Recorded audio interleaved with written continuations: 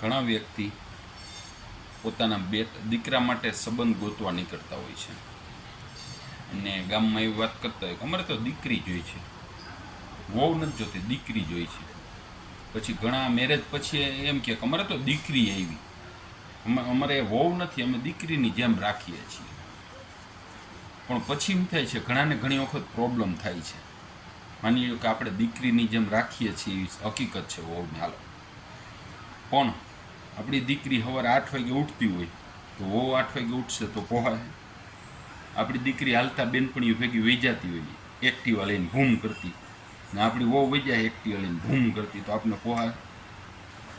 પછી ઘણી વખત પૂછ્યા વિના ક્યાંક ગયા હોય, આપણી દીકરી ક્યાંક ગઈ હોય, બેનપણી ભેગી ફોન આવે, મમ્મી હું જમીન આવીશ, તમારે રસોઈ કરી લે. તો વહુ ત્યાં જાહે, ત્યાં ફોન કરશે કે મમ્મી હું જમીન આવીશ, તમારે રસોઈ કરી લેજો. આ બધું પોહાય? આપણી વહુને દીકરી જેવો પ્રેમ આપવાનો, પણ આપણા ઘરની રેણી કેણી જે કાંઈ છે, જે કાંઈ આપણા ઘરનો ટાઈમિંગ છે, એ ભેગું શીખવવાનું. આપણા પરિવારને સંબંધી હારે જે રીતનો વ્યવહાર છે, આ બધી વસ્તુ શીખવવાની છે. દીકરીની જેમ વહુને સાચવવી બરોબર છે, દીકરી જેટલો પ્રેમ આપવો એ બરોબર છે, પણ આપણા ઘરના નિયમોનું પાલન કરાવવું જોઈએ.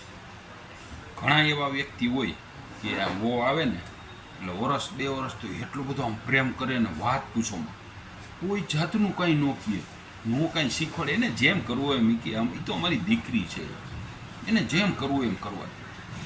હવે એ પરિસ્થિતિ એવી થાય કે એના મનમાં જે આવે એ વસ્તુ કરવા માંડે. પછી 2-3 વર્ષ પછી આ બધા પ્રોબ્લેમો ચાલુ થતા હોય છે કે અમારે તો આમ ને, અમારે તો આમ ને, અમારે ઓ આમ કરે આમ કરે. પણ ભાઈ પહેલેથી ધ્યાન દો ને, તમે પહેલેથી એને બધું શીખવાડો ને.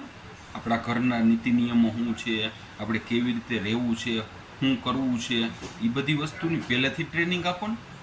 શરૂઆતમાં એને જે લેવું છૂટ, એમાં ગમે ત્યાં ગયો ને મમ્મી હું 1500 રૂપિયા, હા કાંઈ વાંધો નહીં, હું આ ડ્રેસ એટલે કાંઈ વાંધો નહીં, આટલું આમ હળડાટી બોલાવે, હળડાટી એમ કહીને કે એને જે લેવું બધી છૂટછાટ. ને પછી 2-3 વર્ષ પછી એવા પ્રોબ્લેમો ઘણાના ઘરમાં ચાલુ થતા હોય છે ને. પછી તો શું થાય કે હવે એને આઝાદી મળી ગઈ, પછી સાસુનું માનતા નથી હોતા અને અંદરો અંદર સાસુ બૈડા રાખે છે.